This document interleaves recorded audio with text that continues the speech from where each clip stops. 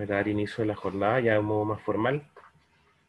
Bienvenidos y bienvenidos a la tercera sesión de estas jornadas de socialización de prácticas.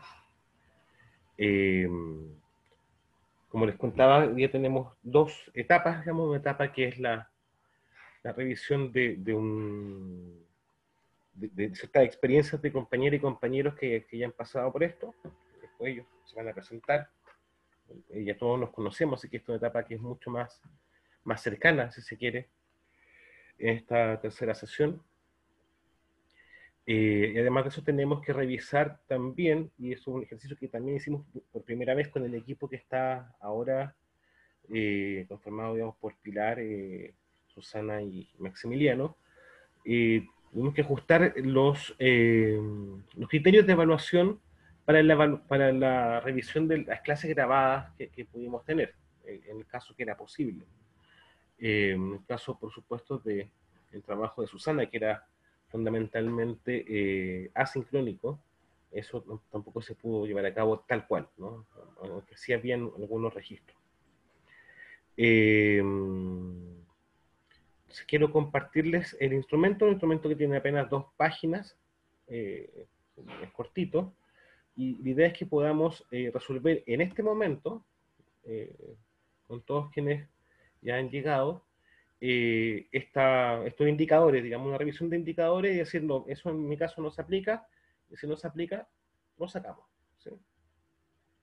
Es básicamente eso, y luego de eso comenzaríamos con las presentaciones y comentarios, ¿verdad? La idea es que sea una conversación relativamente relajada, digamos, con estos actores del proceso de práctica. Entonces, dicho eso, voy a compartir pantalla. Me comunican, por favor, cuando ya puedan verlo. El instrumento. Ya se ve. Sí, esto es, bueno, este es el año, sigan viendo todos los años. Tenemos, por supuesto, 4 niveles de logro del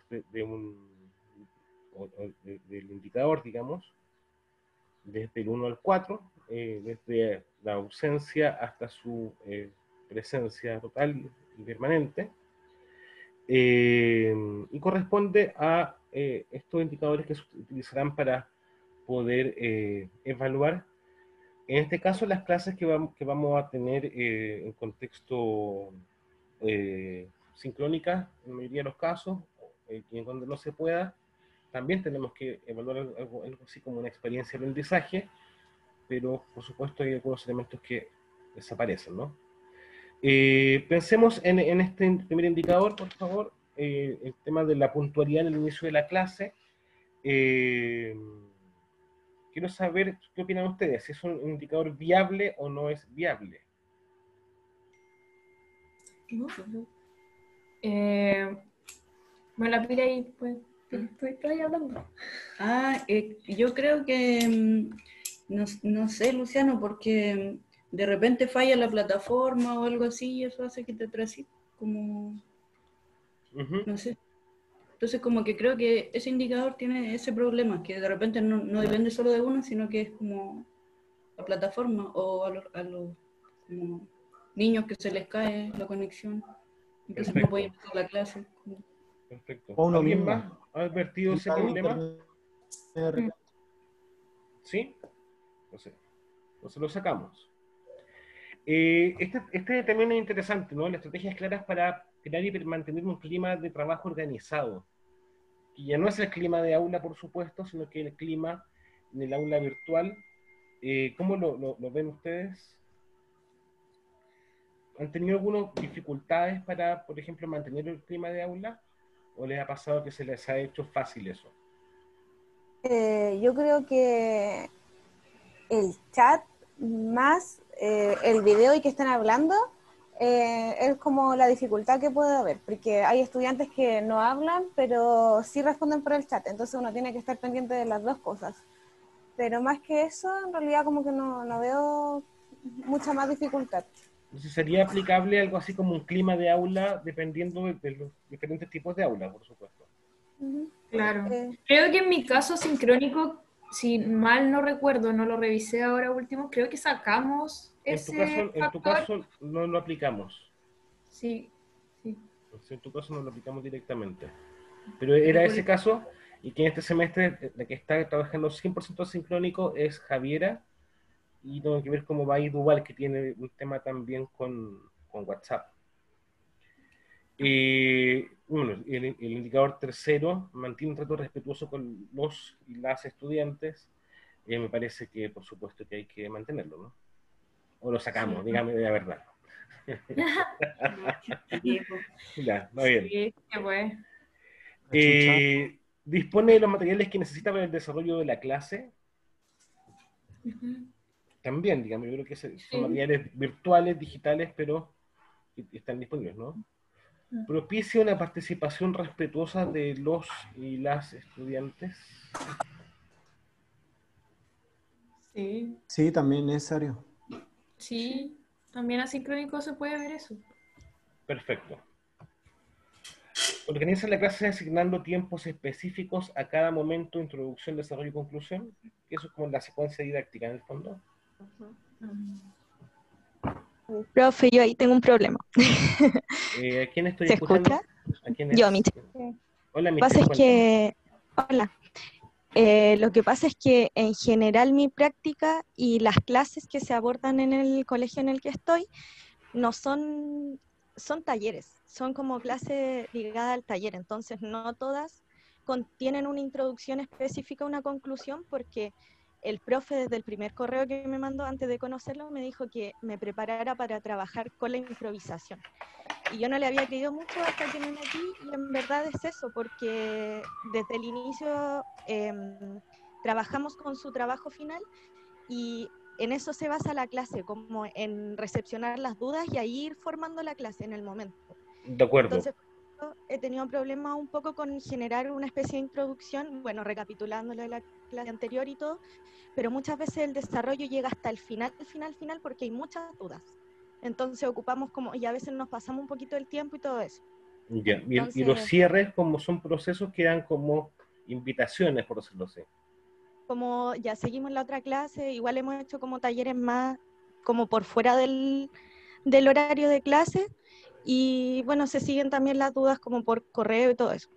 Hay Ya. como exceso de participación igual, entonces como que estos 3 momentos yo no los he visto tan claros porque tampoco se trabaja tan así en el colegio. De Como es un acuerdo. ámbito taller, es como más dialógico. Ya, perfecto. Sí, no hay problema. Entonces, dejo registrado eso.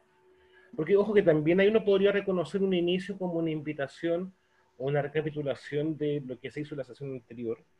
Claro. Y el tema de claro, del cierre de clase es lo que más cuesta muchas veces, pero en este tipo de casos que son talleres de procesos más largos, puede ser también un buen cierre de invitación a lo que viene, ¿sí? Como remarcar los hitos, las fechas de entrega, por ejemplo. Sí. Ese también puede ser un cierre de clase cuando es una clase de ese tipo.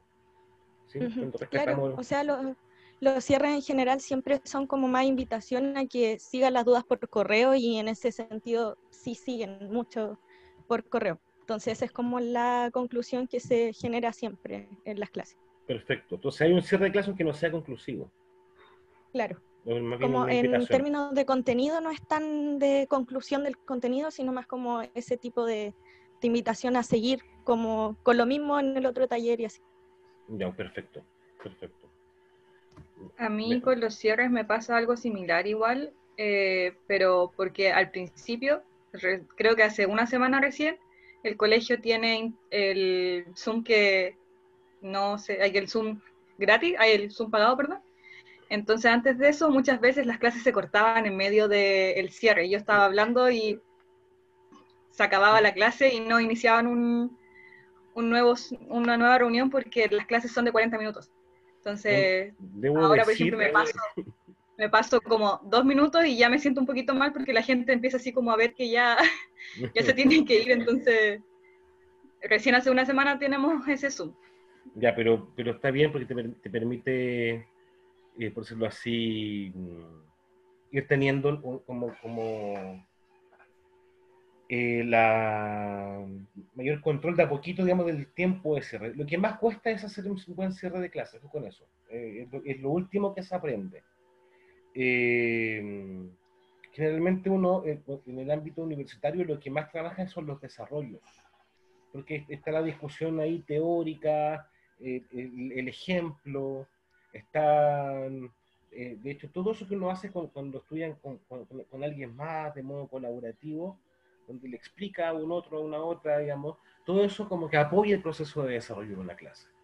Pero después pues, cuesta aprender la invitación, ¿verdad? ¿Cómo activo yo a alguien que no le interesa esto, que sí le interese, y logro motivar, por decirlo así?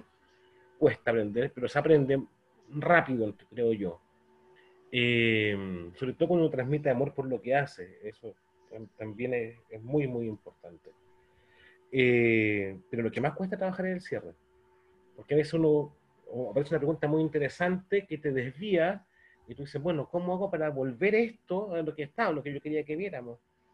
Entonces, a veces ahí hay que aprender a hacer un cierto tipo de malabar para decir, bueno, eso es importante, dejémoslo ahí, lo voy a trabajar para poder incorporarlo a esto que vamos a hacer, pero tratemos de mirar de nuevo el objetivo de aprendizaje, ¿no? Para poder hacer un cierre, y aquellos estudiantes que son más concretos, que les cuesta más el ramo, puedan también decir, ah, ya, esto fue lo que se hizo. Porque si uno les da como ese espacio de seguridad de un producto, una suerte de resultado con el cierre, a veces dicen, bueno, la clase estuvo interesante, pensamos varias cosas, pero no sé qué fue lo que pasó. Es como, y eso que ese no saber qué fue lo que pasó es complicado. Entonces eso debería estar siempre, ¿no? Profe, Arturo. yo igual pienso que ese problema de los cierres se da en este contexto de que tenemos 40 minutos por clase.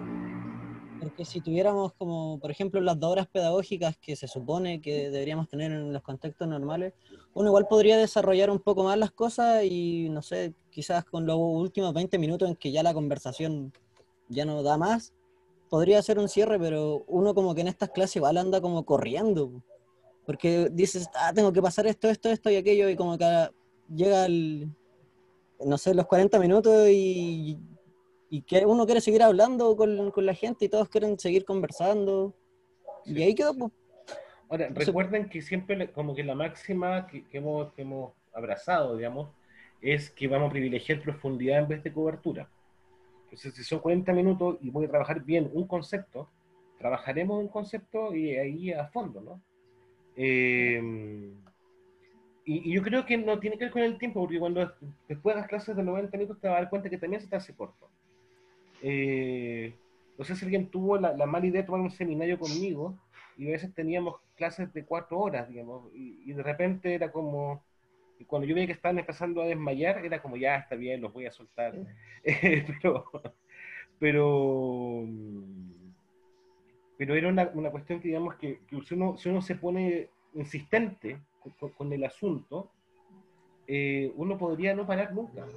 Entonces, hay veces que hay que decir, ya, aquí fijamos un elemento. Si explico esta otra idea, doy un salto en el argumento que podría ser confuso, mejor consolido este punto, y con esa consolidación lo tengo ahí y paro, ¿no?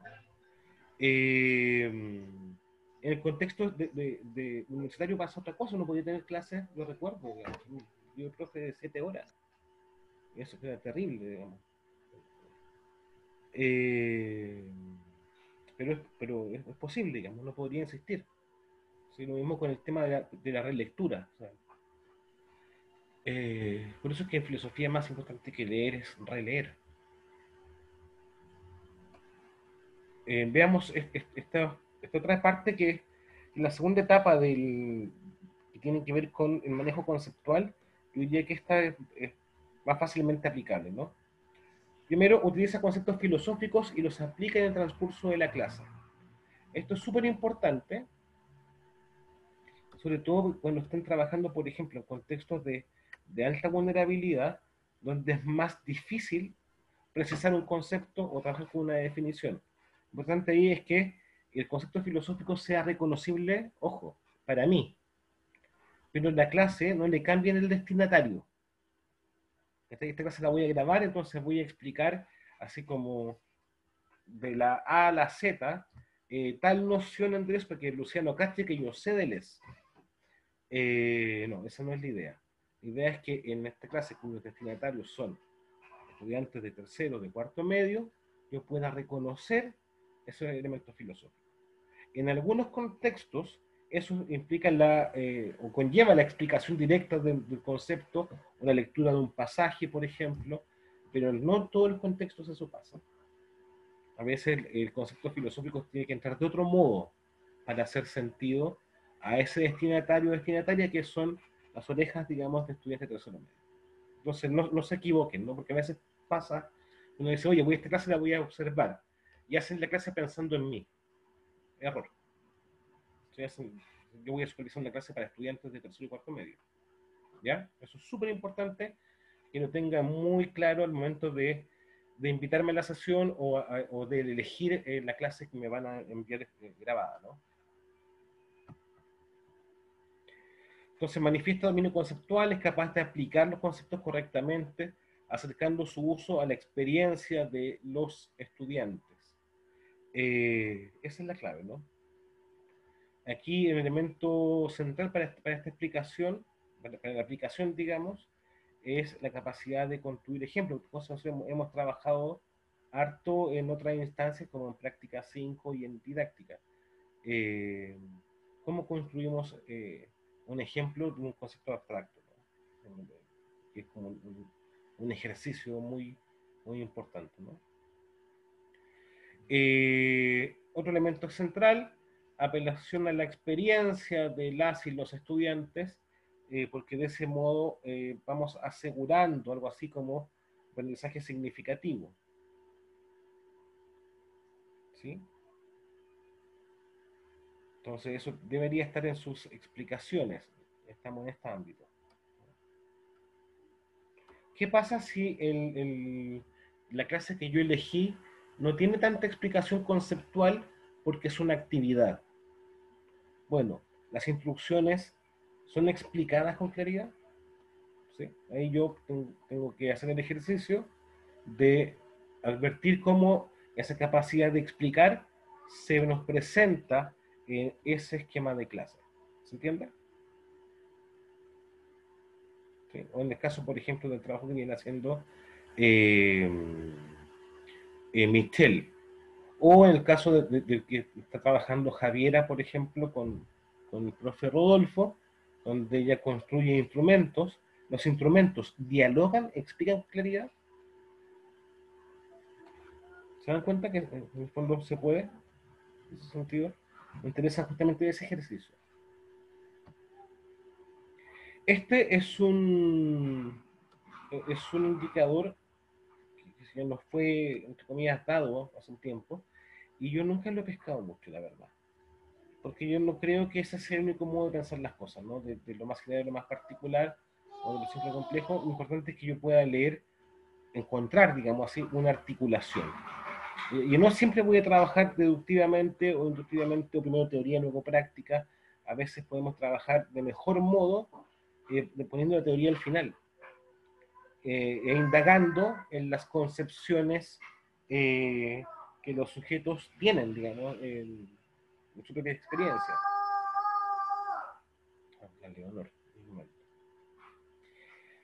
otro elemento importante que también quiero que lo conversemos, porque a lo mejor no todos pueden hacerlo en el contexto online, que tiene que ver con la retroalimentación simultánea, ¿verdad? Hacemos preguntas, corroboramos lo que se entienda, lo que estamos explicando. Si tuviésemos una sala de clase, le preguntaríamos del fondo, el que está dibujando. O sea, el que está dibujando, le diríamos ya, a ver, Freddy, explíqueme esta noción. Profe, no sé. Ah, porque, mira, tu compañera dijo esto. La Catherine que se sienta adelante, ¿no? Catherine, mira, Catherine dijo tal cosa. Tal. Ah, ya. ¿Entendiste? Sí, ¿qué entendiste? Entonces, de ese modo vamos juntando otros sujetos que tienden a dispersarse y nos traemos a una actividad común y colectiva. ¿Sí? Le preguntaremos al que tenga el teléfono en la mano. Si me pregunta por qué le pregunto 2 veces, le contestaré, bueno, porque tiene el teléfono en la mano. Y se van a empezar a guardar los teléfonos de los demás. Porque es incomodante preguntarle a alguien. Lo expongo. ¿Sí? Vamos aglutinando el grupo para poder trabajar con el conjunto. ¿Sí?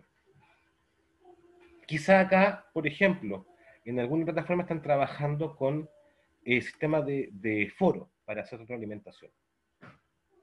Entonces eso es importante que en el portafolio esté dicho, explicado. ¿Sí? Luciano. Pilar. Luciano. Sí.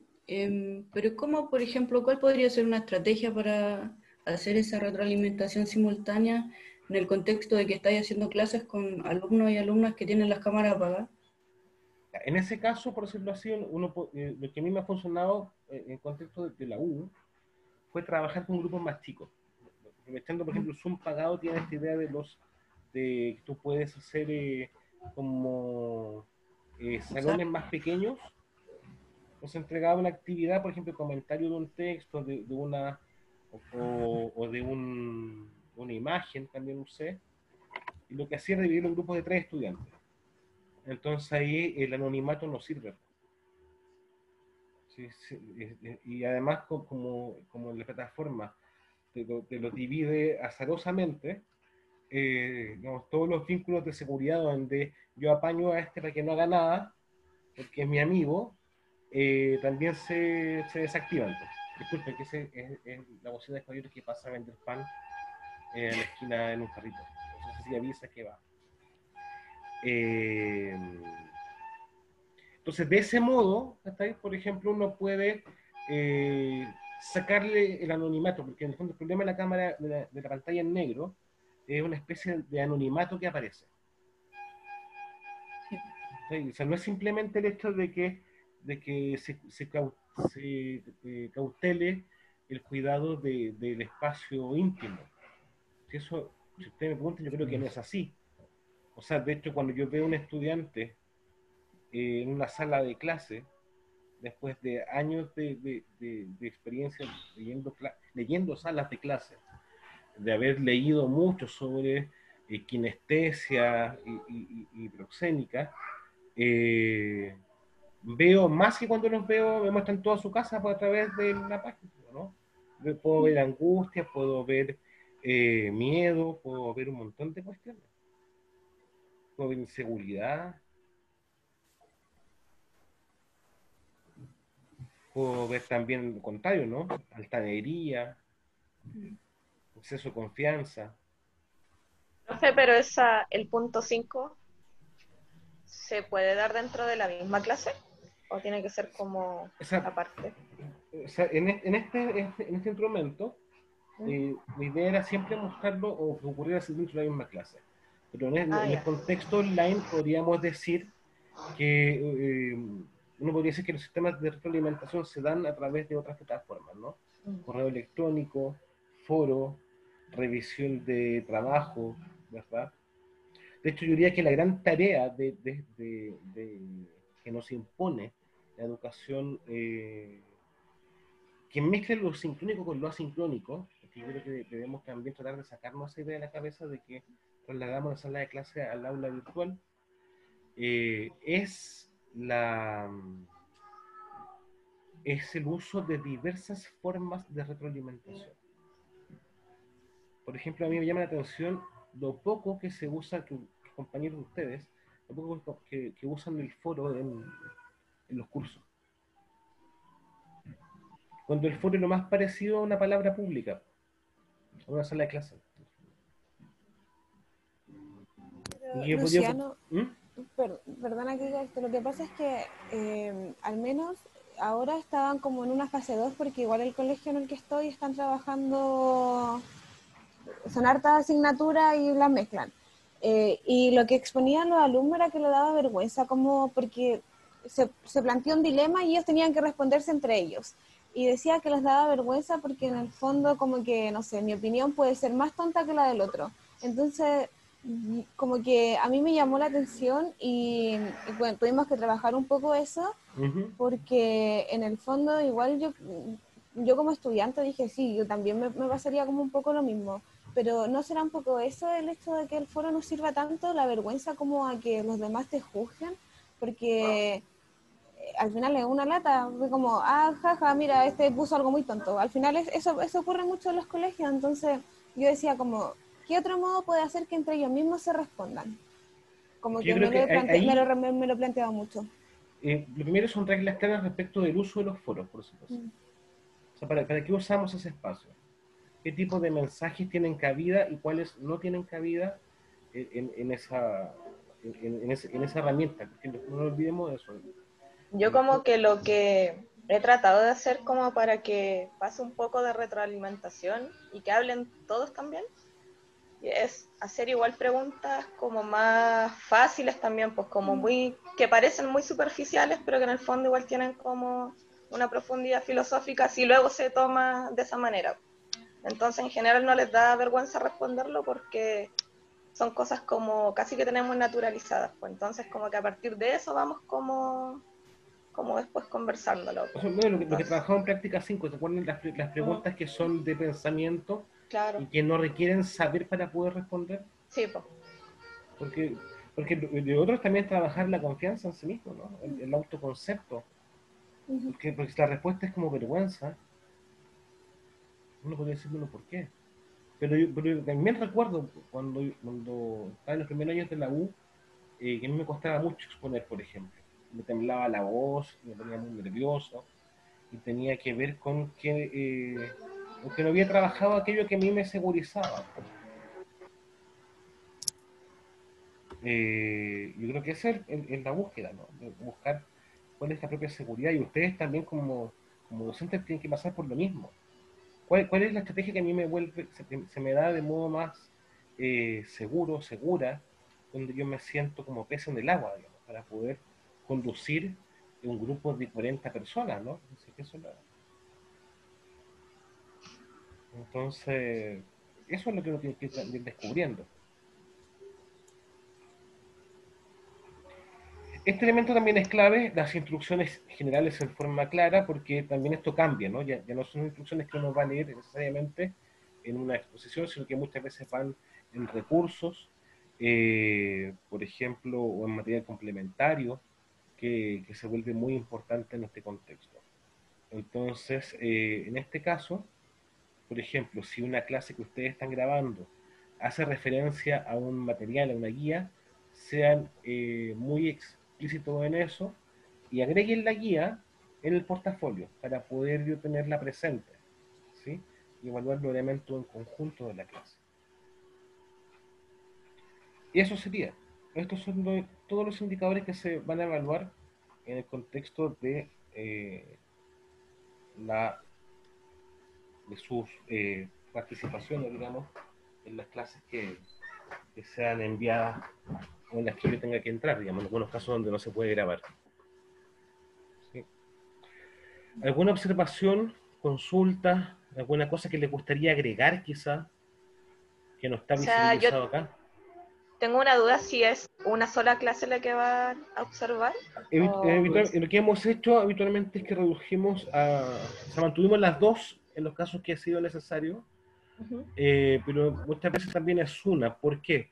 Porque como se pueden grabar, la idea es que ustedes elijan su mejor clase, la que ustedes presenten su mejor clase. Es que me queda la duda porque, por ejemplo, bueno, o sea, yo como lo que he estado haciendo un poco es que una clase la hago como con los contenidos como teóricos y la otra clase la hacemos como más de actividades y como conversar, porque como es poquito el tiempo para priorizar como también porque haya como una claridad conceptual y que después conversemos como con base.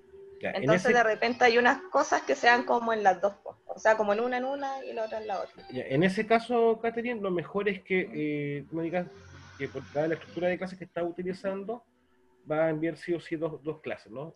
Y que van a ser seguramente correlativas para poder ver esa complementariedad. Ya. ¿Sí? Sí. Sí, la idea Yo es que, también he hecho algo parecido. O sea, tuve una clase que fue la que justo grabamos, que no todo, yo no puedo grabar, por ejemplo. Solo pueden grabar como el profe. Y esa sí se acordó de grabarla y como de grabarla desde el inicio. Y es muy expositiva y muy como inicial para hacer la guía. Y también tengo otras que son como de puro taller, po. Entonces ahí ujú. como que siento que se dan como los dos métodos de hacer clases, que en realidad como que esa fue la única más de contenido y después de taller, Entonces, en ese que caso, a también lo podrían mejor ser como las dos también en conjunto. podría ser justamente como dos partes de una misma experiencia de aprendizaje, ¿verdad? Que después son complementarias. Sí, no hay problema, no hay problema. Sí. En el fondo es que uno pueda revisar el proceso y si hay complementariedad, eh, trabajamos de ese modo, ¿no? No hay problema. Sí, sí, perfecto. Luciano, a mí me quedan como 3 clases que tengo que hacer porque es cada 15 días y no puedo grabar. Tengo que coordinarlo contigo como para que pueda observar. Exacto. Tienes que enviarme el calendario, decirme en esta fecha, para poder ingresar a la sala. Ya, También ok. avisarle al establecimiento, porque a veces hay casos donde, un par de colegios donde no se puede grabar, pero tampoco puede entrar alguien de afuera. Entonces, como que ya, así como, ¿cómo lo hago? Y ahí lo que Ya, en ok. ese caso lo que voy a tener que hacer es entrevistarme con el docente. Hacer una entrevista, digamos, personal. Ok, voy a entonces mandarte por interno el calendario que tengo hasta ahora porque justo hoy día, bueno, después te explico, pero justo hoy día cambiaron todas las reglas del juego, así que como que tuve que volver un poco al inicio de Es hasta que, las planificaciones. es que hubo un tema con el calendario Mineduc que fue complicado, sí. Que, Exacto, sí. que había dado Todo el libertad año. y después la quitó. Sí, Todo bueno, el todo el año, año sí. estaba eso, sí. Mm. Bueno, ya tengo registrado qué cosas habría que sacar. Gracias por la disposición. Yo creo que es importante además que se avance en la construcción conjunta de sistemas de evaluación, es súper importante. Le quitamos esa dimensión de subordinación a la evaluación y aparece de modo mucho más concreto, digamos, lo que se llama la evaluación auténtica. Eh, Así que muchas gracias por la disposición y estar acá, ¿no? Dicho eso, también saludando a profesor Patricio Azócar, que se nos sumó, quiero, estoy viendo a Duval, perfecto. Eh, Quiero, bueno, dar la palabra a los compañeros que nos acompañan. Me gustaría partir por quienes participaron en las jornadas de las primeras prácticas de este año, para que también conozcan su impresión de este proceso, cómo lo vivieron, las dificultades que tuvieron que asumir. Entonces, bueno, partiríamos este espacio de socialización con Maximiliano, Pilar y Susana, ¿sí? Eh, Estimados, les dejo la palabra. ¿Pero qué espera escuchar, Luciano? ¿Una especie de resumen general o de la experiencia de la práctica? No es que no me Eh, queda claro. Ambas cosas. La idea es que ¿Mm? ustedes, porque en el fondo ustedes son quienes definen lo relevante de una experiencia vivida, ¿verdad? Claro. Ya. Susana, ¿Quién ¿Quién parte? empieza? Pilar. El Maxi. Ya yo parto, sí, no tengo problema. Bueno, la experiencia de la práctica en general se caracterizó más que nada por ser muy caótica, de una improvisación desde el Mineduc hacia abajo. Nosotros estuvimos más o menos hasta mayo buscando colegio. A principios de mayo recién pude encontrar yo, creo, y las chiquillas se sumaron un poco después.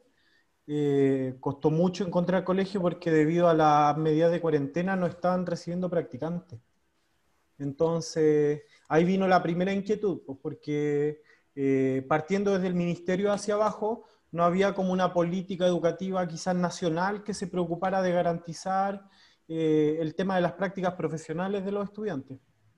Entonces, a partir de eso ya empieza un trabajo en los colegios que también tuvo todo este factor de la improvisación, porque yo llegué al colegio, teníamos una determinada cantidad de horas para trabajar con tercero y cuarto, y eso se fue recortando a medida que avanzaba el semestre, po.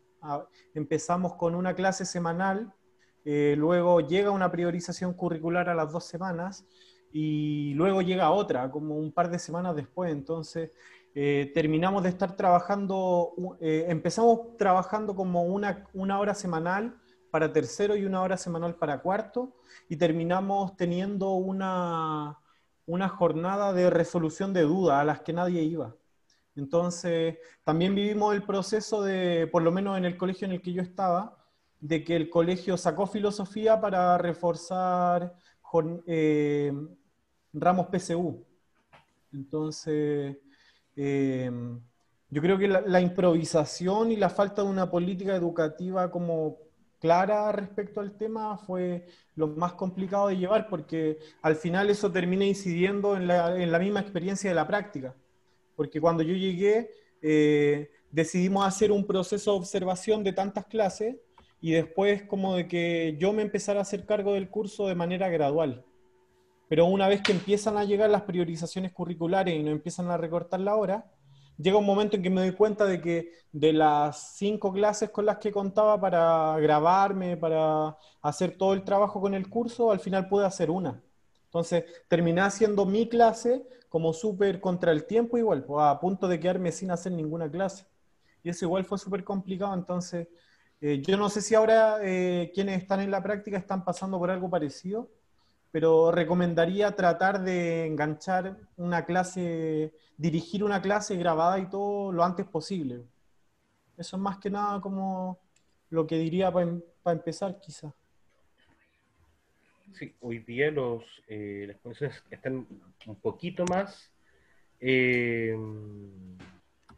articuladas, porque tenemos, por ejemplo, centros de práctica, entre comillas, consolidados, que fue un primer elemento que en marzo se cayó. O sea, los centros de práctica históricos de filosofía cerraron las puertas y nos quedamos directamente sin centros de práctica. Bueno, el caso de Susana ahí fue muy divertido, ¿no? Está por ahí.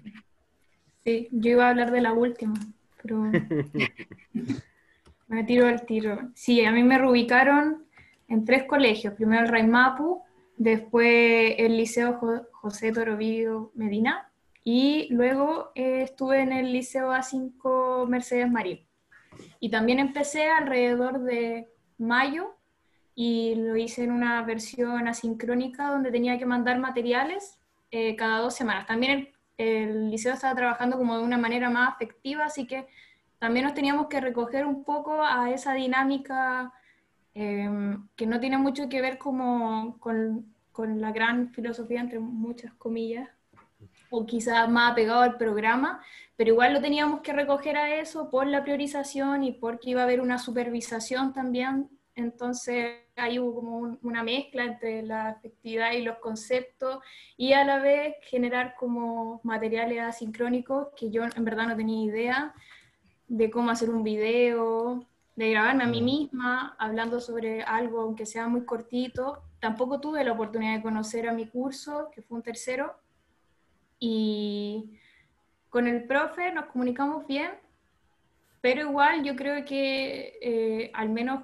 en esto medio de laboratorio que tuvo mi experiencia, a mí me quedé coja y en realidad me usó mucho tiempo esto de la creatividad de los materiales para poder enganchar a un curso que también era muy singular y tenía diferencias culturales. Habían haitianos, dominicanos, había gente, o sea, chiquillos sordos, también con retos múltiples, y aparte una vulnerabilidad muy alta en todo el colegio.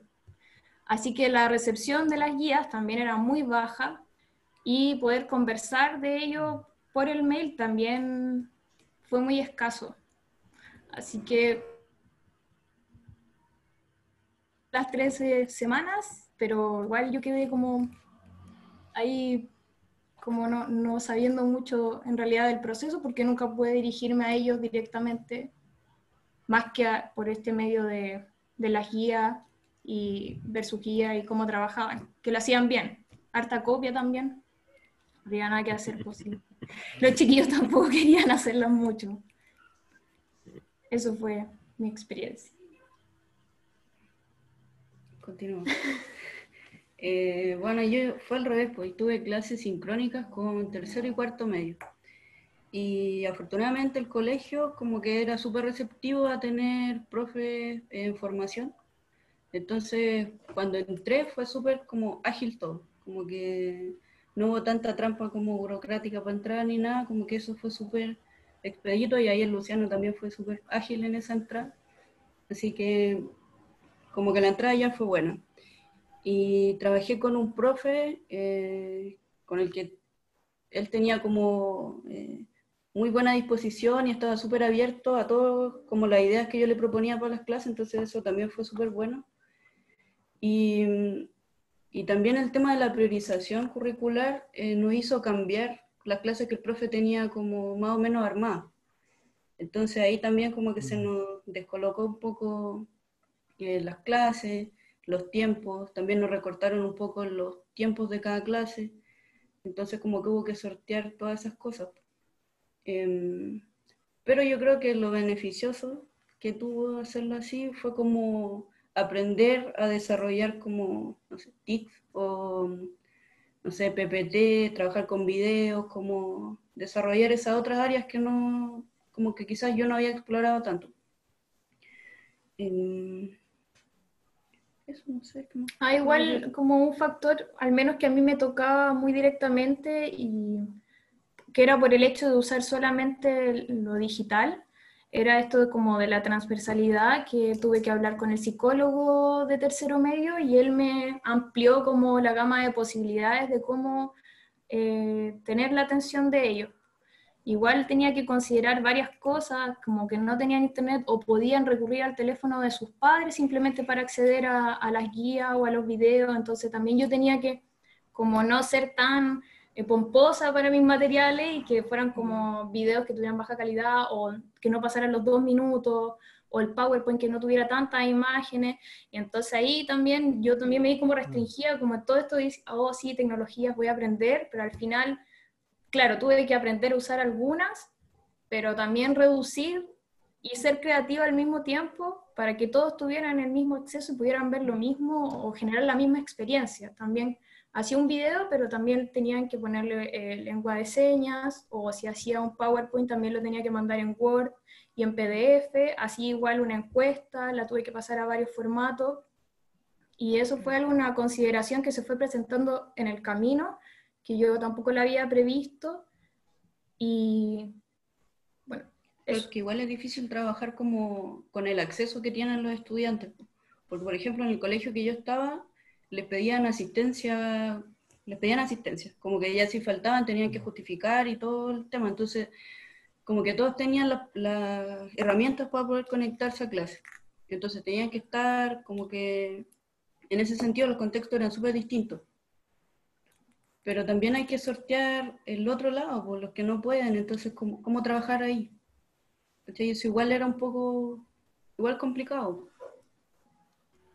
Yo creo que una de las cosas interesantes que pasan, digamos, en este contexto es que se agudizan las diferencias de clase, por decirlo así, diferencia económica, en su impacto, digamos, en los aprendizajes.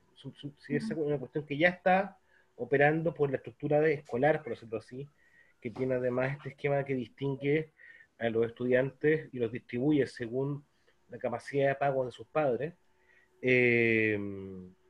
Uno podría pensar, bueno, que esto agudiza esa diferencia, ¿no? Entonces, dentro de los establecimientos gratuitos, por ejemplo, que encontramos particulares subvencionados hasta liceos, colegios públicos, también la dimensión territorial, donde están ubicados, el porcentaje de vulnerabilidad, se hace todavía más decidor respecto de qué es aquello que hay que hacer. Interesante de lo que comentaban los muchachos, digamos, y Maximiliano sobre todo, creo yo, esta suerte de catástrofe, ¿no? Estábamos realmente sin astros para poder dirigir el barco y que nos lleva a navegar, ¿no? Estábamos catástrofe total, era precisamente el extravío, ¿no? Y que tuvimos que vivir una forma de educación de emergencia en un momento. También nosotros como universidad, ojo con eso, la primera discusión era, ¿vamos a tener práctica o no vamos a tener práctica?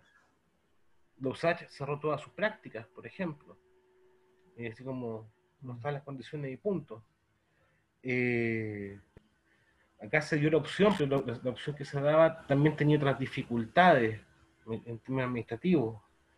Y fue muy difícil sacar esto adelante, y yo creo que quienes pagaron más el pato fueron, por supuesto, la generación de Maximiliano, Susana, Pilar y Camilo Gautier, que partió todavía más tarde, terminó hace un par de semanas.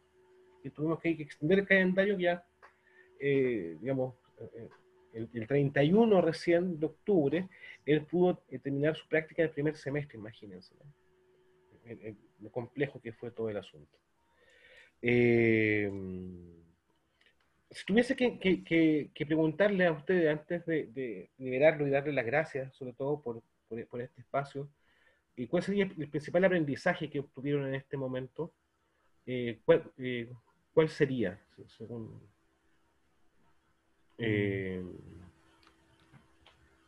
¿Parto yo? según esta experiencia? Como quieran.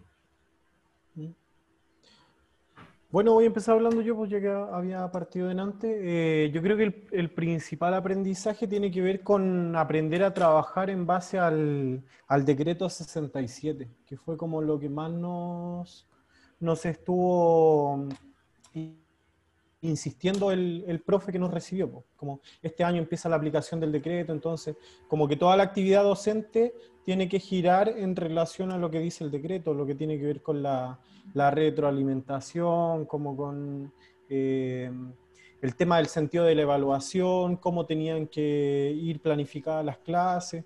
Entonces, nosotros dentro del colegio, muchas veces en las reuniones de directorio se destacó lo bien que venía trabajando filosofía, pero esto se dio en el sentido en que le dimos mucha vuelta al tema de desenvolvernos con el trabajo de lo que planteaba el decreto. Entonces, quizás la enseñanza misma, el trabajo con el curso, no tuvo tan buenos resultados como nos habría gustado en un contexto normal, pero el trabajo así como en relación al decreto, yo creo que fue lo que más me va a servir al momento de salir el otro año a trabajar.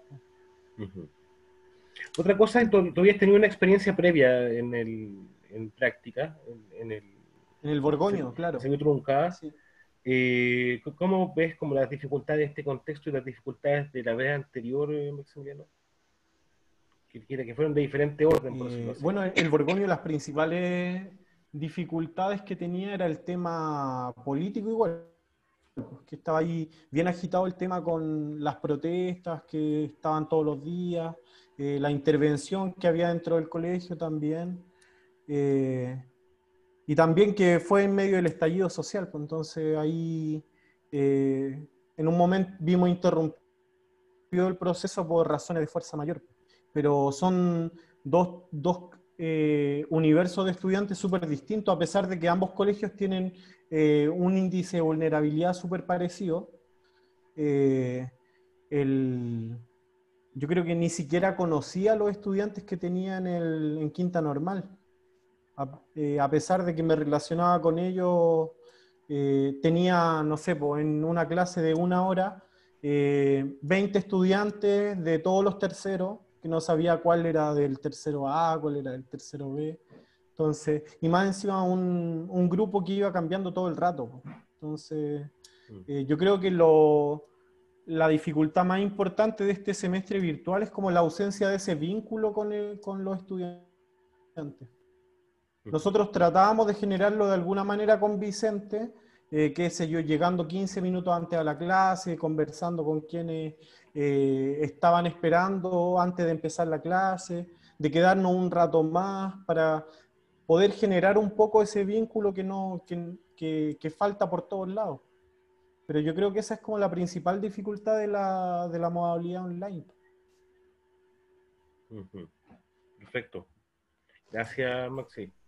Sí, yo creo que en el mismo sentido del Maxi, creo que si este medio digital ha llegado para quedarse, incorporarse también a la educación de aquí en adelante, creo que lo que más me hizo ruido, lo que más pensé o lo que más me costó como digerir fue la cuestión como de las transversalidades del encuentro digital, también pensando que es un encuentro real, porque, no sé, yo tuve una experiencia X con alguien, no, con el profe de orientación, y entonces él creía que las relaciones virtuales no eran reales. Entonces yo creo que igual ahí hay como unos choques que también tenemos que aprender a evitarlos, pues no sé, las virtualidades quizás para nosotros son distintas, para los chicos de ahora son mucho más reales que para los que son de generaciones mucho más atrás, no voy a decir antiguas. Y creo que Gracias eso por el es... respeto, Susana. De nada. Para mí sí existen los vínculos virtuales reales, reales entre muchas comillas, pero creo que igual hay algo que tenemos que ir trabajar en relación al uso de las TICs, a las responsabilidades de las TICs también, y a las transversalidades de ellas mismas. También entendiendo que es una imagen, pero no solamente una imagen, sino que hay sonido. Bueno, ahí está más complicado agudizar otros sentidos, pero yo creo que igual se puede de alguna forma hacer encuentros otros por el medio digital, y eso es algo que, nada, insisto, me dio vuelta en toda la práctica de cómo hacerlo interesante también, y no plantear como la misma dinámica, no digo que sea aburrida, la dinámica de clase, de aula, no repetirla nuevamente en esto del Zoom, sino que aplicar otras formas. Claro, igual yo creo que es interesante que se abre esa reflexión como en torno a la presencia y la ausencia, como al momento de hacer las clases, y como lo que abre este espacio virtual. Claro, como que ahí estoy de acuerdo en que algo, como que algo sale de ahí. Y concuerdo también con el Maxi en que el trabajo con el decreto 67, bueno, que se refiere a retroalimentar los trabajos, etcétera, fue beneficioso como para conocer otras maneras de retroalimentar como las clases, las actividades. Y a mí me sirvió igual cuando hacía las rúbricas de evaluación, como ver que tenían que ser más flexibles, como que, claro, es una rúbrica, pero igual como que tienen que ser muy adaptables. Entonces, como que en ese sentido, creo que me sirvió.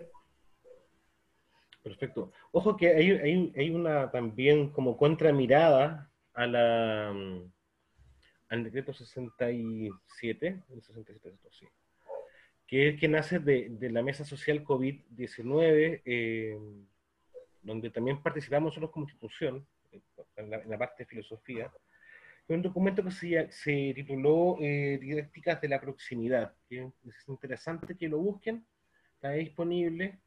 Y uno podría pensar justamente que en el contexto de la virtualización repentina y de emergencia de la educación, el gran problema, el gran asunto tiene que ver precisamente con la búsqueda de estas formas de proximidad, ¿verdad? Muchas gracias a Susana, Pilar, Maximiliano por compartir este espacio. Es muy importante que las generaciones dialoguen entre sí. Nos permite ponderar hechos, nos permite aprender de la experiencia de las y los demás, eso es súper importante, para poder conocer mejor, digamos, otras situaciones y ir construyendo una mirada siempre más amplia, digamos. Mientras más amplia sea nuestra mirada, mayor capacidad tendremos de tomar mejores decisiones en el momento de conducir procesos de aprendizaje y enseñanza de todos y todas nuestros estudiantes. Así que muchas gracias, como siempre, por la disposición y por estar acá. Así que, excelente. Si fuese un espacio físico, tendríamos aplausos en este momento. Como no tenemos, podemos hacer dedo arriba como me gusta, ¿no?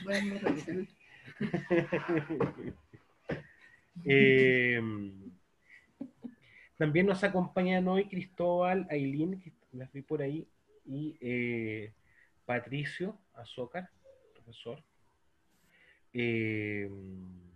También les pedí que pudiesen acompañarme y compartir la experiencia de ellos en su práctica.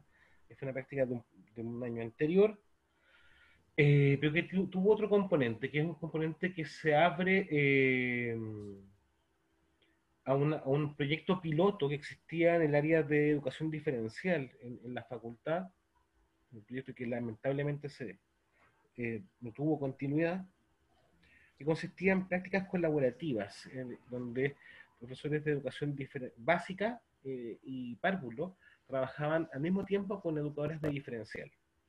¿Para qué? Bueno, por supuesto, para trabajar en contextos de retos múltiples, de necesidades educativas especiales, situaciones de ese tipo, ¿no?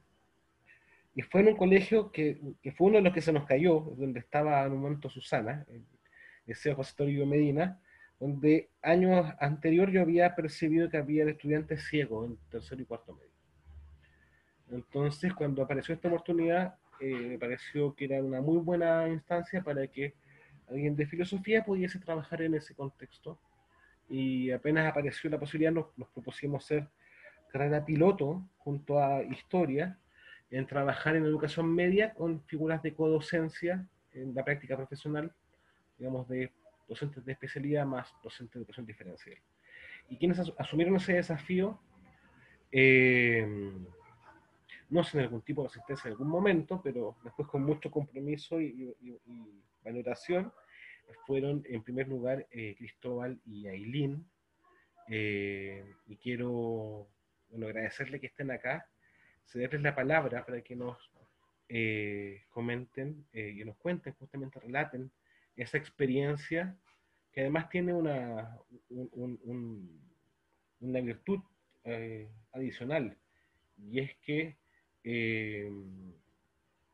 se abrió desde esa experiencia un espacio de investigación que dio lugar a su memoria de título profesional, que es justamente una investigación de este caso, ¿verdad? Que les tocó a ellos vivir primeramente como práctica. Así que, bueno, deseo la palabra a Ailín, a Cristóbal, y después le vamos a preguntar también a Patricio, que fue quien dirigió más de cerca esa tesis, cómo percibió él este proceso. Así que, estimadas y estimados, les cedo la palabra.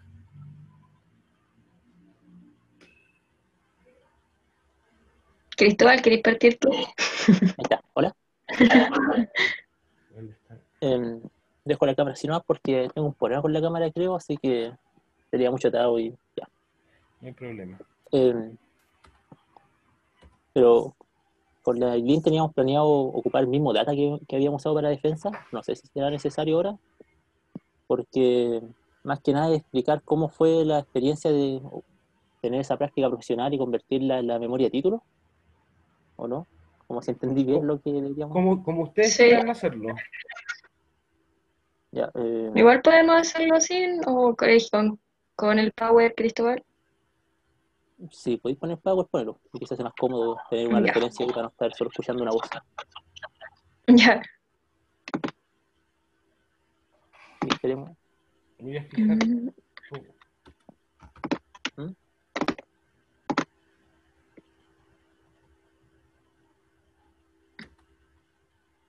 ¿Puedes compartir, Ailín?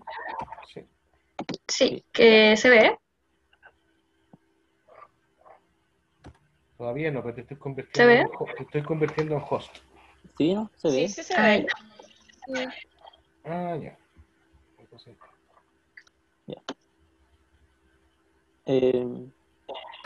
Nada, pues, para partir de esto y retomando lo que ya dijo el profesor, nosotros formamos parte de una práctica o de un proyecto que parece que ya no sé si lo hicieron también, creo que no. no tuvo continuidad, lamentablemente. No. Como la primera y última generación. Se basaba en una práctica colaborativa a través de, interdisciplinaria, en la cual Ailín, yo y una compañera de educación diferencial, con mención en los problemas de la visión, Yasmín se llamaba, teníamos que hacer clases a tercero y cuarto medio. en un principio íbamos a hacer las clases por separado. O sea, yo iba a trabajar con Yasmín en mi tercero y mi cuarto medio, y Leilín iba a trabajar con ella en su tercero y cuarto medio, a ver cómo hacíamos filosofía en un aula diversa, en el cual había estudiantes en situación de discapacidad visual. Ya fuera porque algunos no veían completamente nada y otros solamente tenían, bueno, ceguera parcial y todo eso. La cosa es que, bueno, nosotros vimos que había demasiados problemas o barreras que teníamos que afrontar, como partiendo de la base de que nuestra compañera de educación diferencial no sabía casi nada de filosofía o para poder integrarse fácilmente en las clases, y nosotros a la vez no teníamos mayor idea sobre educación diferencial para saber cómo hacer una clase más inclusiva o qué herramientas podíamos usar o no usar. Entonces era un periodo en el que teníamos mucho como prueba y error, saber si, por ejemplo, nosotros le mandamos una guía a nuestra compañera y ella nos decía cuáles cosas podíamos poner en una clase y cuáles no, por el simplemente hecho de que podían ser muy visuales o eran intraducibles al braille. Entonces, entre esas barreras se sumaron otras más que fuimos viendo en la investigación, que era como que no había mucho tiempo para profesores o estudiantes de hacer algunas actividades, de que había poco interés por parte a veces del establecimiento en darnos a nosotros los recursos que necesitábamos, o los mismos estudiantes a veces no se sentían motivados en hacer ciertas cosas. Por ejemplo, ya al final de la práctica, no necesariamente conectados a filosofía, los terceros medios tenían que ir a una obra de teatro. Entonces bueno, la mitad de los alumnos ciegos de tercero medio, que eran como 2, no querían ir a una obra de teatro porque no se sentían cómodos. El hecho de que fuera demasiado visual y que solamente iban a estar escuchando, mientras que sí habían otros alumnos que sí querían ir. Entonces también había una predisposición de los estudiantes a no querer ciertas clases o no querer cierta experiencia educativa. Y a la vez también vimos que había una predisposición de algunos profesores en hacer simplemente las clases más fáciles o no hacer ciertas cosas porque entraban en choque con la diversidad. Como que había un profesor de filosofía, le gustaba poner muchos videos, y muchos de esos videos que él llevaba estaban en francés o estaban en inglés. Entonces a lo que él recurría como solución era tomar al estudiante con discapacidad visual, y como él no iba a poder leer los subtítulos, sacarlo de la clase nomás y explicarle él afuera. Entonces mientras el resto de compañeros vean un video para luego responder preguntas, el estudiante queda totalmente apartado. Eso nos llevó a nosotros a identificar que había una problemática en torno a cómo se hacían clases incluyentes dentro de la escuela. Y como estábamos en el proceso práctica y profesional, ¿podemos pasar al siguiente diapositiva? Que estaba no sé si yo puedo mover. ¿Aló, Aileen? ¿Por favor? Ya, sin diapositiva. Está como para su cámara.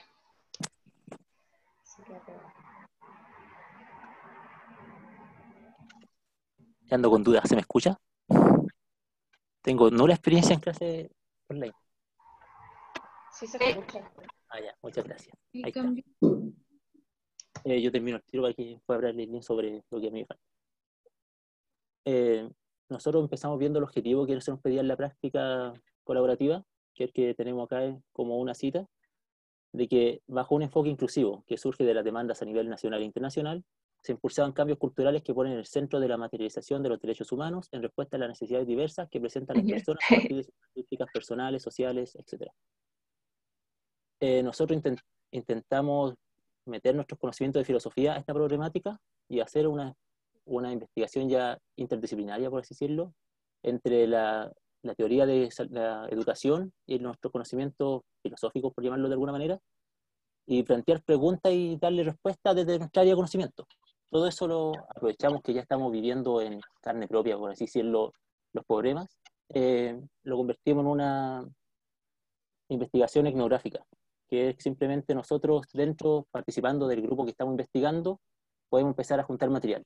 Entonces ahí empezamos a trabajar en entrevistas para hacerle a los profesores, a los docentes de diferencial, a la vez que también trabajábamos con las bitácoras que tuvimos que escribir para poder hacer el portafolio.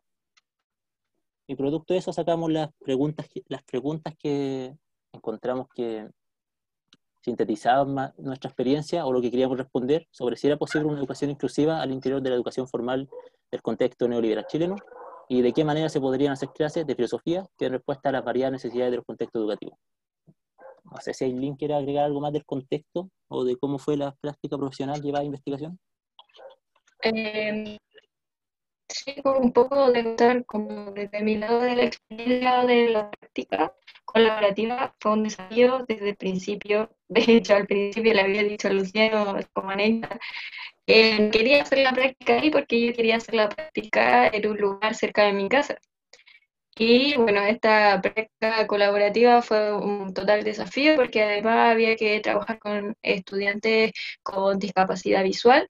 Entonces, ¿cómo poder planificar estrategias pedagógicas y una didáctica que contemple la diversidad del aula, teniendo en cuenta que por lo general cuando tenemos nuestra visión, somos unas personas muy visuales. Incluso para adquirir el conocimiento somos unas personas muy visuales. Entonces, en ese sentido fue un total desafío y no solo eso, sino también el plantearnos qué es lo que tenemos que hacer, porque en el fondo teníamos un leve conocimiento de lo que debíamos hacer, pero el cómo era reconocernos con quién íbamos a trabajar, como dijo Cristóbal, al principio íbamos a trabajar cada uno separado, pero al final terminamos generando un grupo de trabajo entre los tres y bueno, posterior a la práctica, como decía Cristóbal, surgió este proyecto de investigación, un poco también como para problematizar la posición de la escuela y la posición que debería tener un pedagogo de filosofía en torno a la inclusión. Porque si bien sabemos que la escuela es muy compleja a nivel académico, eh, a nivel de estudio, a mi parecer falta mucho trabajar en torno a la pedagogía como tal. Quizás estamos más enfocados en la licenciatura que en la pedagogía como tal y que definitivamente nosotros después cuando salimos de la universidad vamos a ser profesores. Entonces, ¿cómo poder generar estrategias pedagógicas que contemplen esas diversidades que se nos van a ir presentando, ya sean, como bien decía el protocolo, diversidades sociales, diversidades culturales, diversidad ya sea a nivel étnico, etcétera? Eso. Y me voy a pasar a lo siguiente, cuáles fueron como ya los objetivos que nosotros nos propusimos, Cristóbal, ya al momento de hacer nuestra investigación, porque teníamos que materializar aquello que habíamos vivenciado en nuestra práctica, materializarlo en los objetivos y el método que íbamos a trabajar. Igual el Paco nos ayudó mucho en esto. Y bueno, el objetivo que nosotros elegimos fue analizar los dispositivos de inclusión y exclusión al interior de las prácticas de integración escolar, a partir de la experiencia colaborativa. Dentro de estos objetivos específicos nos propusimos 3 pasos. El primero tiene que ver con que realizamos una genealogía de archivos ya sobre las reformas educativas en Chile de los últimos 50 años, ya partiendo desde el gobierno de Allende hasta la actualidad.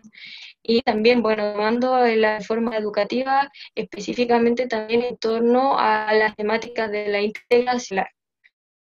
El segundo punto tiene que ver ya con el trabajo más teórico, también como la relación entre lo teórico y filosófico y la práctica en sí misma, que sería ya distinguir los dispositivos de inclusión escolar en el contexto de las prácticas colaborativas, disciplinas de diferencial y filosofía.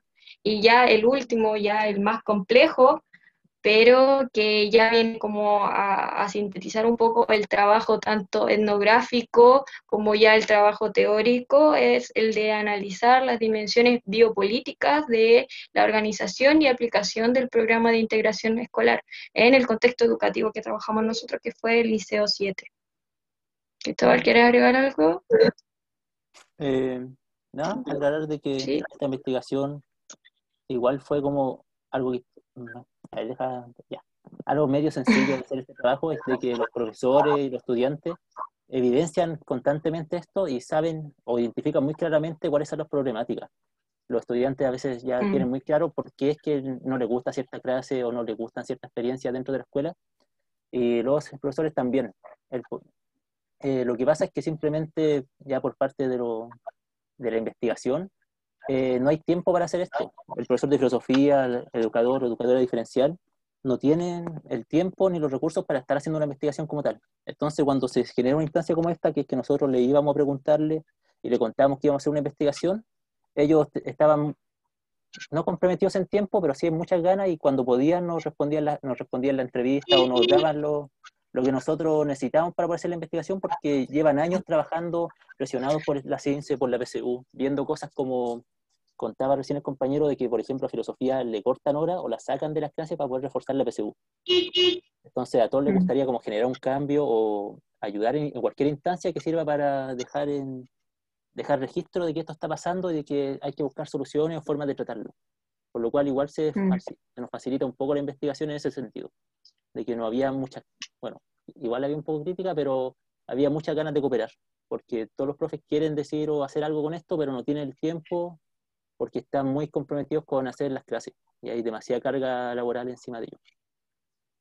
Eso, lo que teníamos a continuación son como el resumen de cada capítulo que hicimos para intentar responder a esos Ya como a nivel general, que era el primer capítulo, que fue una genealogía de las políticas educativas en Chile en los últimos 50 años, enfocándonos específicamente en el tema de la descentralización educativa y bueno, la subvención.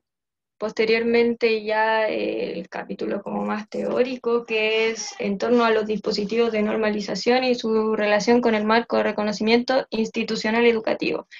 Aquí es como donde evidenciamos ciertas problemáticas que, como dice Cristóbal, los profesores y las profesoras caían en cuenta cuáles eran esas problemáticas, cuáles son las problemáticas que están ocurriendo en el sistema educativo. Y bueno, dentro de eso nosotros nos centramos específicamente y trabajamos con autores como Butler, Foucault, Hegel, nos centramos en la problemática del reconocimiento, de la normalización y bueno, específicamente de los dispositivos de normalización educativo como lo sería el sistema de evaluación en Chile. Todos sabemos que el sistema de evaluación en Chile es un sistema de evaluación que segrega y excluye y además genera un reconocimiento determinado tanto de docentes como estudiantes. Entonces, en ese sentido, el sistema educativo como tal genera un reconocimiento diferenciado de los agentes educativos, ya sea tanto de profesores como de estudiantes, como decía. Entonces, aquí igual me hace mucho sentido lo que decía Maxi delante con respecto al decreto 67 y de la posición en la que nos pone la pandemia como tal en el sistema educativo, preguntarnos cómo evaluar en tiempos de pandemia.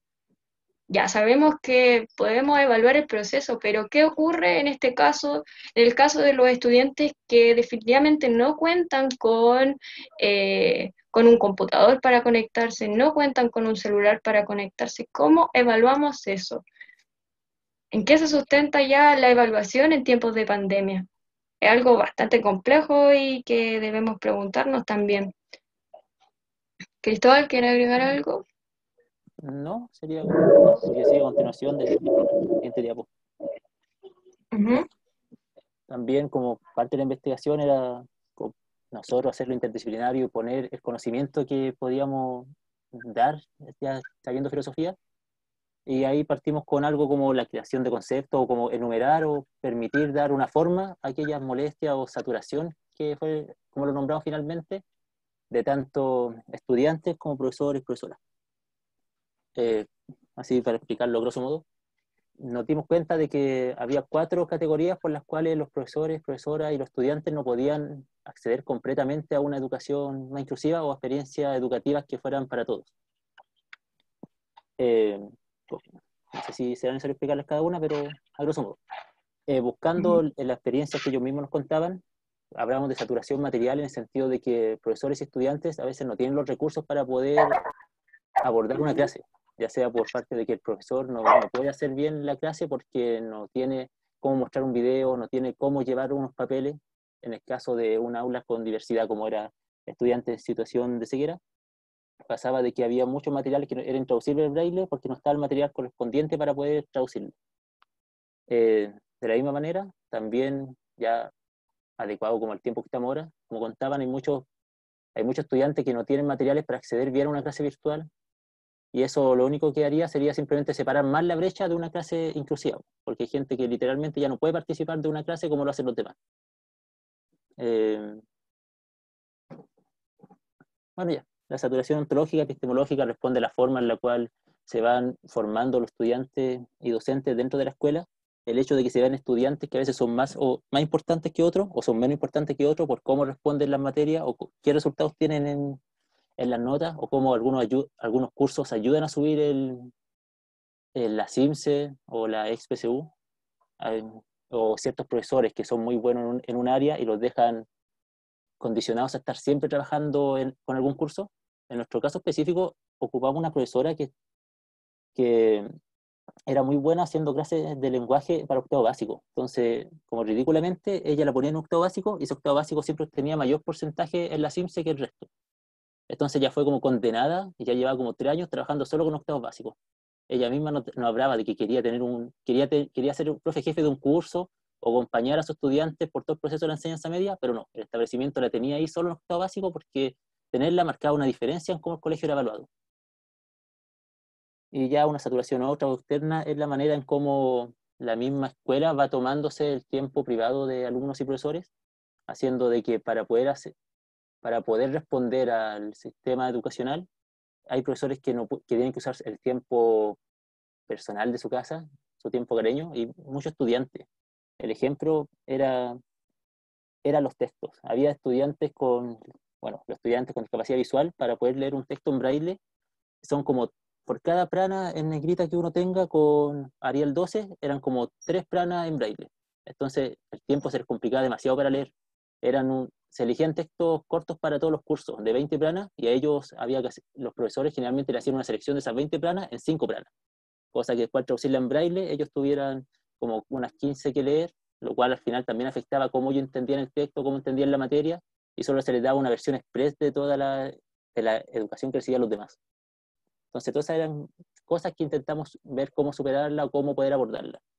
Y eso nos llevaba a nuestro tercer capítulo, que era nuestra experiencia ya específica de las prácticas colaborativas, y de qué manera eso nos podría ayudar a superar esta barrera o saturación de la educación. No sé si alguien quiere continuar con la siguiente diapositiva. Sí, y bueno, que la saturación nosotros identificamos, justo mi perrito está al lado, la saturación se presenta como una barrera para la creación de prácticas pedagógicas. Entonces, ya sea por falta de recursos, como lo es ya la saturación ontológica al momento de reconocer, por ejemplo, a un estudiante como un estudiante que en realidad puede ser reconocido como un estudiante incapaz, es poner un estigma. En ese momento se genera una barrera para el aprendizaje. Y bueno, este es el capítulo del último, que tiene que ver con una mirada de la filosofía con respecto a las barreras y las posibilidades del quehacer pedagógico en la educación, que como bien les decía anteriormente, la saturación se nos presenta como una barrera para el proceso de aprendizaje. La saturación mental, como bien decía Cristóbal, la saturación epistemológica, la saturación, se me olvidó, la saturación externa y la saturación ontológica.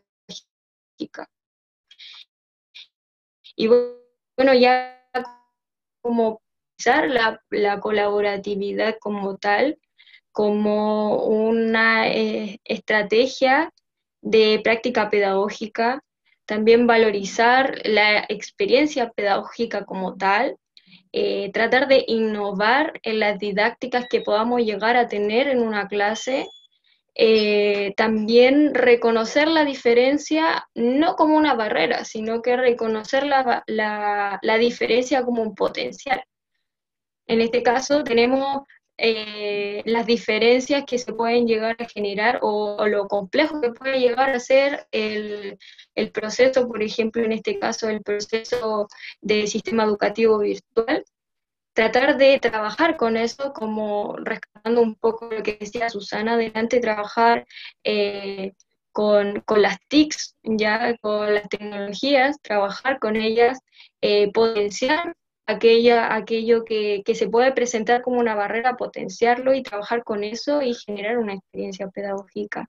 También importante que nosotros sacamos en cuenta es el reconocimiento del otro, reconocer al otro desde la alteridad, reconocer al otro como un otro que me va a entregar algo a mí, que me va a aportar para la experiencia pedagógica y que al mismo tiempo yo le puedo aportar algo y en conjunto podemos crear algo mucho mejor de lo que podríamos generar cada uno por separado. Y yendo ya a las conclusiones, no sé si vamos, Cristóbal, ¿quieres? No sé si se me quedó pegado a mí que no había las conclusiones, así que voy a tratar de recordar cuáles son. Oh, me parece que está en saturación, ¿no? O no se ve, Sí, a lo mejor es mi internet, ¿eh? Está todo en saturación. A ver, estamos en saturación. Bueno, de las conclusiones podemos rescatar la codocencia y la colaboratividad como estrategia pedagógica, que se vienen a articular como dos formas de saber, ¿ya? Y generar relaciones horizontales, como decía, como una estrategia pedagógica, reconociendo las diferencias del otro como una potencia. La colaboración entre pares también se presenta como una forma de lidiar con este dispositivo de gestión-presión que se ejerce sobre la escuela, sobre el cuerpo docente, sobre los estudiantes, de la saturación como tal, en razón de crear nuevas metodologías de aprendizaje. Y también, bueno, como finalizar un poco, al menos estas memorias que tienen que ver con lo educativo, nos permitan abrir y formularnos distintas preguntas de investigación que nos abran líneas de investigación en el ámbito pedagógico como tal. Sí, eso es lo importante de la memoria, es como lograr conectar un poco filosofía con las otras áreas de la educación. Porque suele pasar de que filosofía se queda como en una burbujita con su propio conocimiento y no suele pasar para los trabajos finales, de que se queda con su propio conocimiento y no dialoga mucho con otras asignaturas que tienen mucho que ofrecer y también mucho que beneficiarse de lo que uno puede dar como persona que ha trabajado en filosofía. Y eso, no sé si me explico un poco ahí, como generar el diálogo con otra instancia. Eso. Sí, muchas gracias, Cristóbal, Ailín.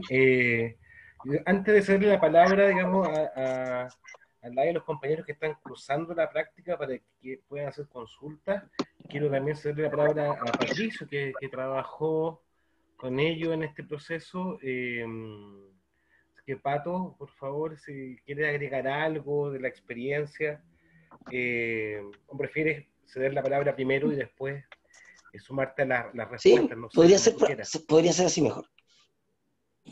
Escuchar bueno, un poco al resto de las compañeras. Está el espacio disponible para que puedan consultarle, digamos, a Ailín y Cristóbal. Muchas gracias.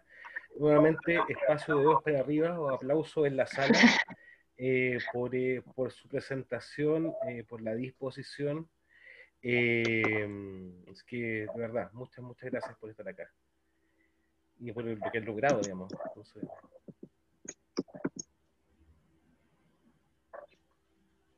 dejamos abierto el espacio para que puedan hacer consultas.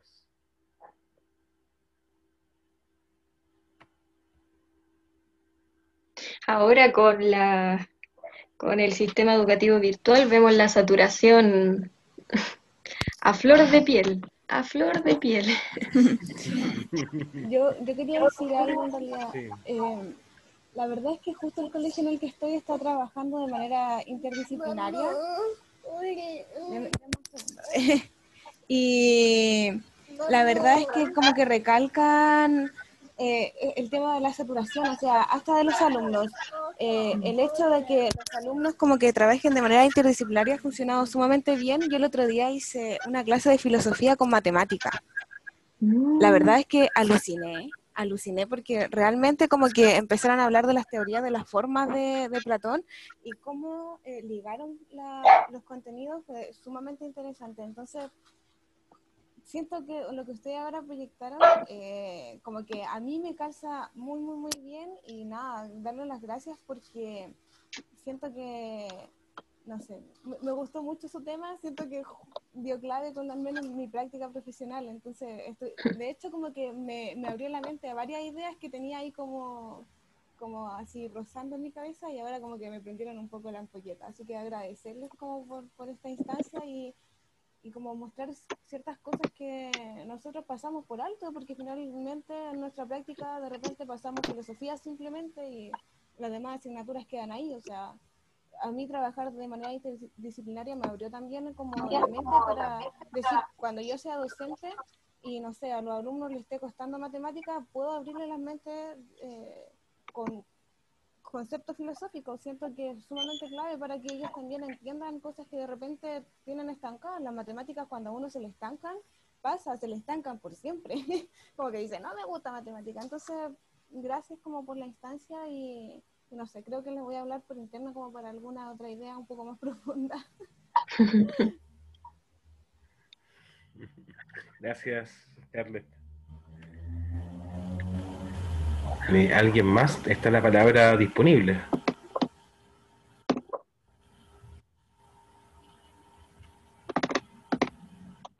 ¿No? Quizá el cansancio también ya, la saturación empieza a pasar la cuenta también a esta hora, así que, Patricio, ¿te parece, te va a tocar el cierre, al parecer, de la jornada? Pero quizás después de lo que diga pueden haber otras palabritas antes de... Ah, bueno, sí, también es posible. No, en primer lugar, saludar el espacio, saludar también la iniciativa, como dijo Luciano en el correo, que no encontré, donde no encontré el link de Zoom. Les digo, y le agradezco el link por enviármelo a través de la Cata. La Cata. Bueno, amigo. No, saludar el espacio, la incitación, como dijo Luciano, ¿cierto? Incitar estos espacios de encuentro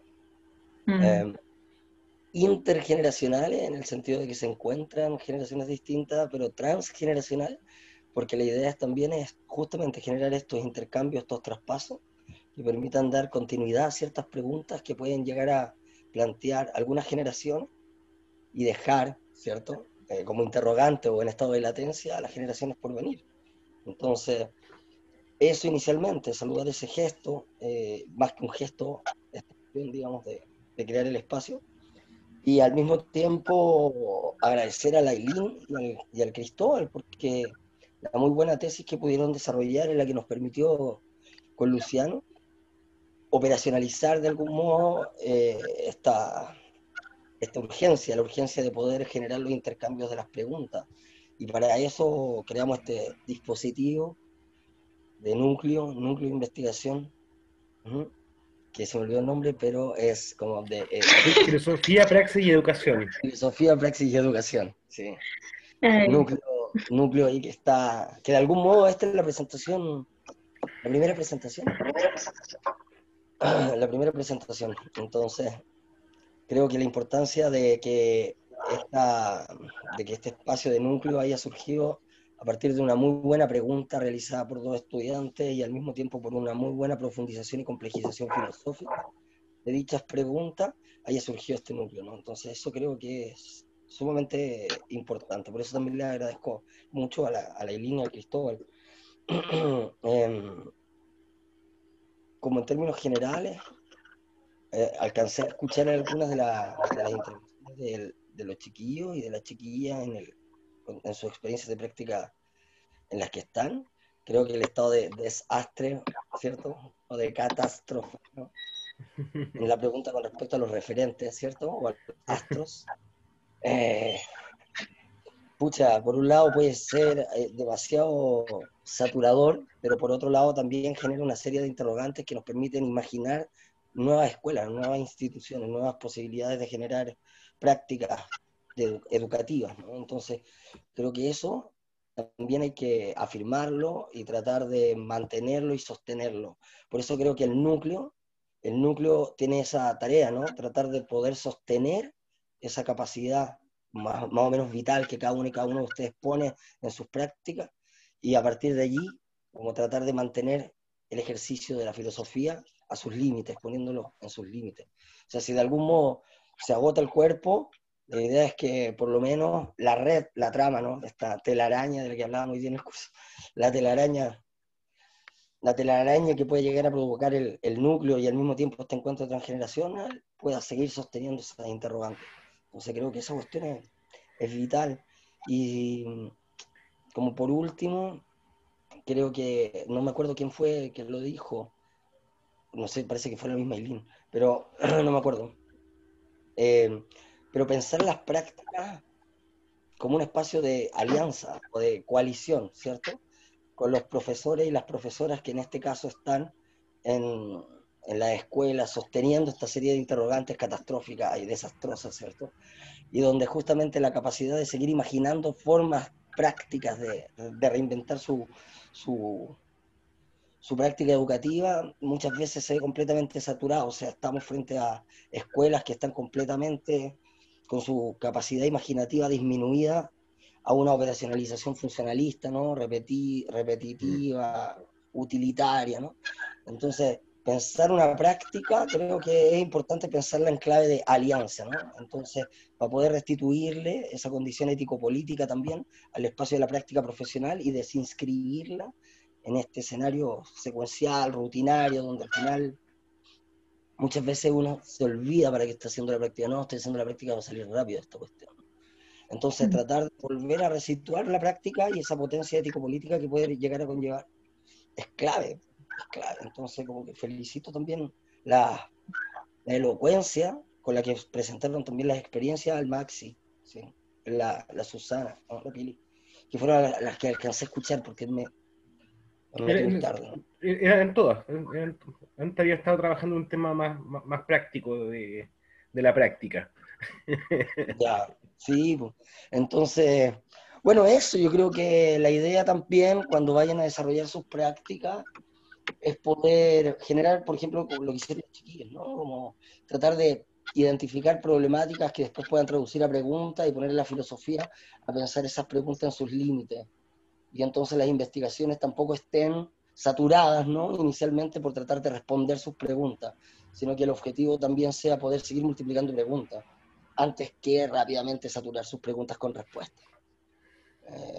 Y creo que eso también es parte de esa alianza entre la práctica profesional y las instituciones escolares, porque de algún modo, al momento de tener el dispositivo de saturación-presión, ¿cierto?, sobre los cuerpos y sobre la imaginación, la capacidad de poder articular preguntas en la propia práctica pedagógica se ve reducida al mínimo.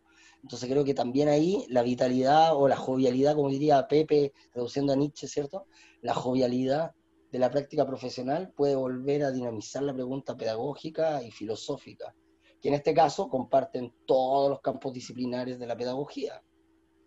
Por lo tanto, ahí es un lugar donde habría que poner el diente. Y eso creo que esas son algunas de las cosas como que se me vienen a la cabeza ahora y que había estado puntualizando mientras lo escuchaba. Sí, aparte, bueno, de abrir la palabra nuevamente, abrir el espacio a la palabra, agradecer también a Pato el estar acá, digamos, además medio complicado delante, pero aquí lo tenemos. Y también abrazar este proyecto que se nos ocurre de abrir un núcleo de investigación en una universidad que no tiene núcleos de investigación, con lo que eso significa, pero también invitarlas y invitarlos a ustedes, porque en el fondo lo interesante de un núcleo es que las jerarquías académicas entran en suspenso y lo que aparecen son las tareas en común. Y de esas tareas en común, justamente, la gran apuesta es tender este puente que nos permita pensar, investigar, levantar conceptos desde la práctica en un sentido profundo. Por eso es que el grupo se llama Filosofía Praxis, ¿verdad? Y educación, poniendo esa praxis en el centro, entendiendo que ahí hay mucho que hacer, más allá de la dimensión técnica de la práctica que podemos aprender y desaprender también. Digamos.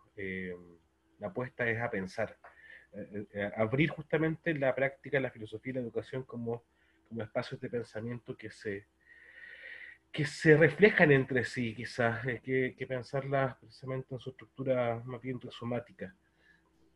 No sé, gracias por acompañarnos en esta locura que se nos aparece. Gracias a Cristóbal Yailín por ser el empujoncito que nos faltaba cuando lo habíamos pensado, y de repente aparecen ellos con esta intuición a decirnos, bueno, sí, sí se puede, sigamos adelante. Quiero hacer mención también a la tesis de Daniela, se me fue el apellido en este momento, que trabajó en una tesis de ruralidad. Sangüesa. Sangüesa, compañera de generación además de Palacio, que en su tiempo, digamos, ha construido un espacio diverso de educación fuera del ámbito de las ciudades, que es diverso también respecto de los espacios rurales, y que también nos entregó una muy hermosa tesis, justamente que son los primeros hallazgos que empezamos a encontrar en este tesoro, que son estos tres términos, ¿no? Filosofía, praxis y educación.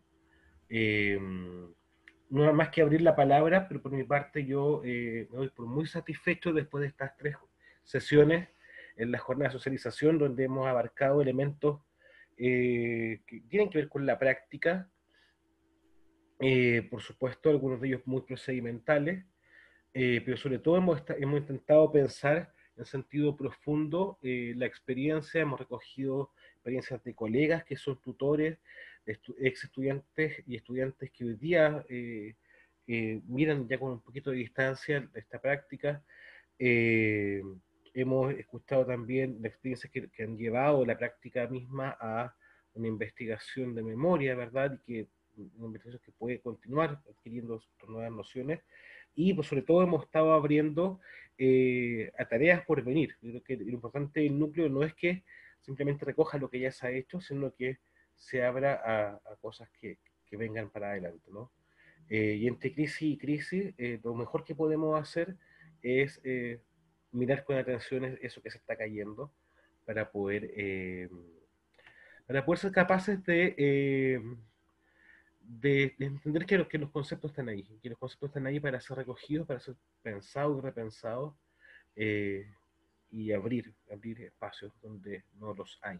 Así que muchas gracias. Cedo una vez más la palabra ya al modo de cierre, y por mi parte agradecerles la presencia, la interrogante, digamos, toda la generosidad que significa, digamos, compartir lo vivido, ¿sí? Eso.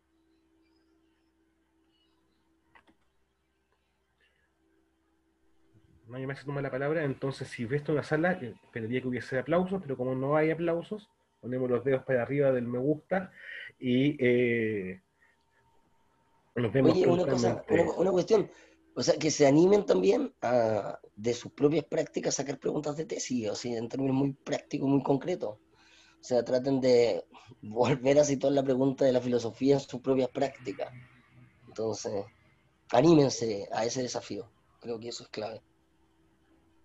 Exacto. Eso. Muchas gracias.